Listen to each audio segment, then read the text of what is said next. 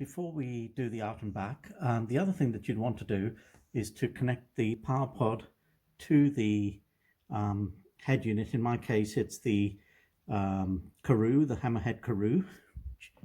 There you go, I'll prove it. It's the Hammerhead Karoo, which I love.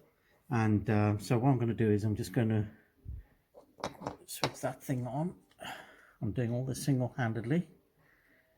Who says I can't do more than one thing at a time? And then just press add, and there you go. Instantly it's found it. So just say add. I don't want to change the name because I like the name, and there you go, it's working. It should be working. So that's how you connect up the power pod onto the Karoo. And I think I should have my ticker heart rate as well. There you go, there's the heart rate.